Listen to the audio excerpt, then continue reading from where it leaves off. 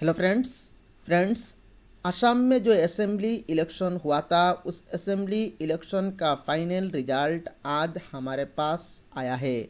और इस रिजल्ट आने के बाद हम लोगों ने देखा है असम में सेकेंड टाइम बीजेपी और एजीपी का जो मित्रजोट है वो मित्रजोट असम में सरकार बनाने जा रहा है।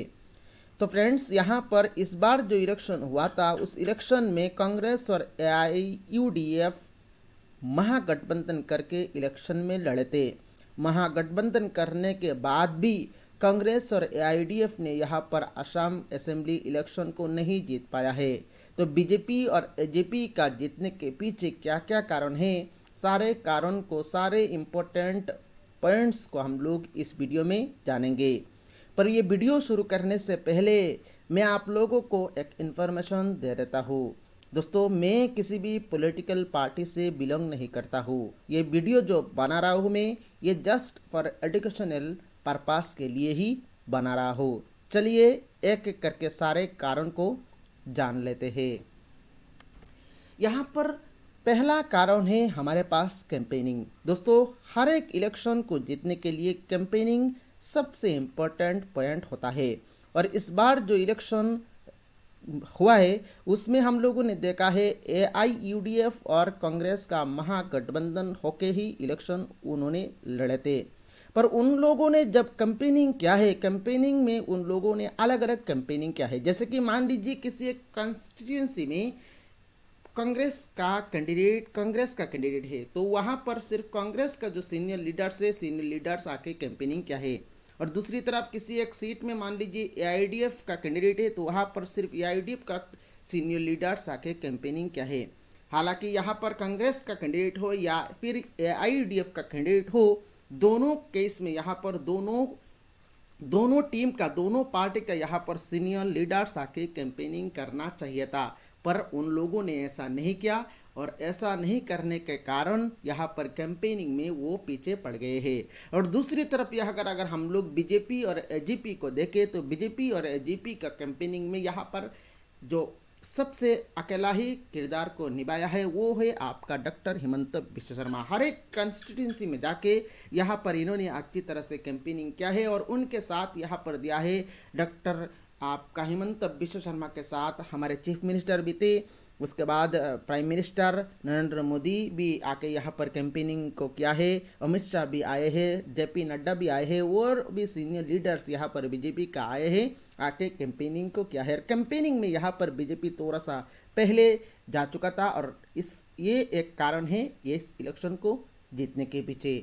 अगर हम लोग सेकंड कारण को देखें तो सेकंड कारण है हमारे पास मिशन और एजेंडा। ये जो इलेक्शन है, ये इलेक्शन को जीतने के लिए कांग्रेस के पास या फिर एआईडीएफ जो महागठबंधन हुआ है, उन लोगों के पास, उन पार्टी के पास बहुत सारे एजेंडा थे, पर उन एजेंडा को अच्छी तरह से उन्होंने नहीं उठाया है। जैसे कि असम में एक इलेक्शन से पहले, कुछ दिन पहले हम लोगों ने देखा है 2019 में हम लोगों ने देखा है सीएए को लेके बीजेपी के खिलाफ बहुत सारे लोग, चाहे आसाम, अपर आसाम हो, लोअर आसाम हो या फिर बराक वैली हो, हम लोगों ने देखा है लोगों ने बीजेपी के खिलाफ यहाँ पर प्रोटेस्ट किया है। तो ये एक एजेंडा बना के यहाँ पर कैंपेनिंग करना चाहिए था, पर इस एजेंडा को नहीं उठाया गया है।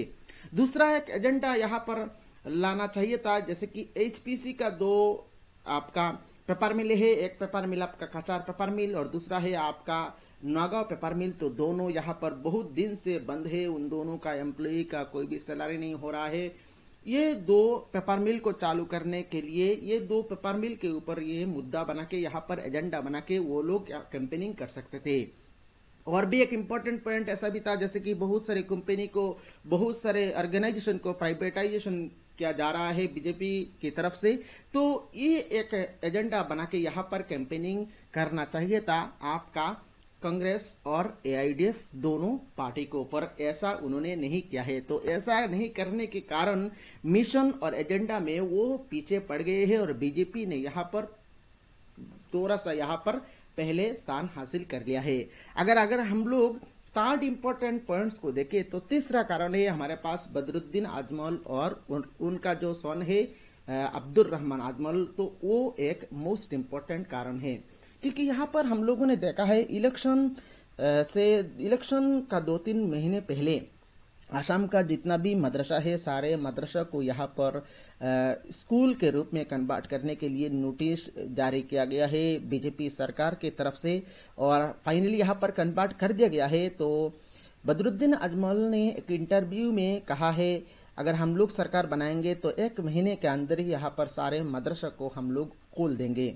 तो इस बात के ऊपर जब हिमंत बिश्व शर्मा ने इस बात को सुना है, तो हिमंत बिश्व शर्मा ने कहा है, हम लोग सरकार बनाने के बाद सारे डिस्ट्रिक्ट में, यहाँ पर हर एक डिस्ट्रिक्ट में यहाँ पर एक यूनिवर्सिटी खोलेंगे। तो ये जो बात है, ये जो बदरुद्दीन का जो बात है, इस बात की रिप्लाई में हिमंत बिश्व शर्मा ने जब ये बात किया है, तो हिमंत बिश्व शर्मा का जो बात है वो उसमें थोड़ा सा पॉजिटिव लोगों को नजर आया।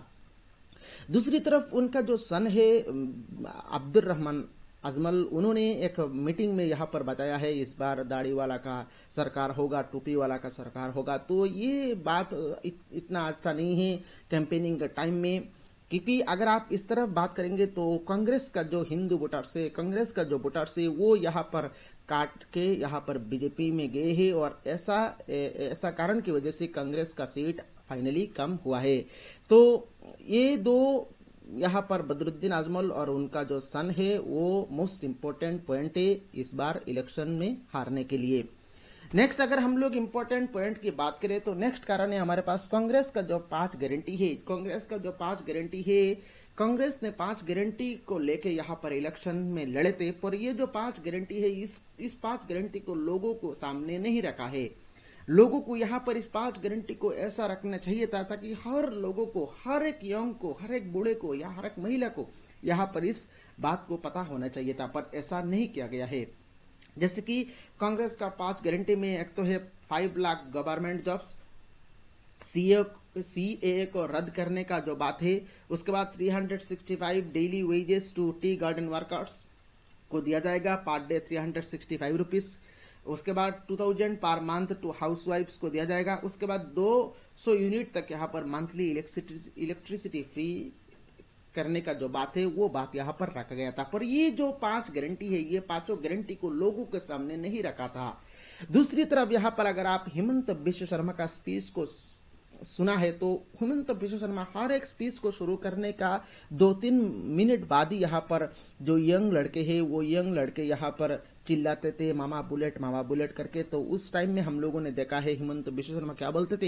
हिमंत बिश्व शर्मा बोलते थे रो मोई बुलेटर को ताकोइजू, ऐसा बोल के यहाँ पर वो जो यंग लड़के हैं उनको रोक देते थे। रोक के यहाँ पर जो महिला है, महिला के बारे में बोले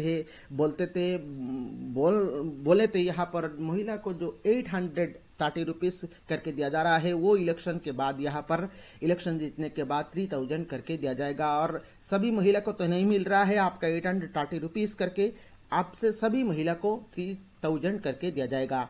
उसके बाद यहाँ पर जो गर्ल्स से, चाहे हायर सेकेंडरी पास हो या फिर डिग्री पढ़ने वाले गर्ल्स हो या फिर मास्टर डिग्री पढ़ने वाले गर्ल्स हो, सारे को यहाँ पर स्कूटी दिया जाएगा। और उसके बाद जो लड़के हैं, लड़के को यहाँ पर बुलेट दिया जाएगा। अभी आप खुद सोचिए, एक फैमिली का अगर माँ बेटा बेटी सारे को यहाँ पर सरकार की तरफ से ऐसा हेल्प मिले, तो उस परिवार का, उस फैमिली का जो फादर है वो तो ऑटोमेटिकली खुश हो जाएगा। तो इसको देखते ही लोगों को यहाँ पर पॉजिटिव रेस्पॉन्स बीजेपी से ही मिला है, पॉजिटिव रेस्पॉन्स बीजेपी से ही मिला है, इसीलिए लोग बीजेपी को ही यहाँ पर वोट दिया है।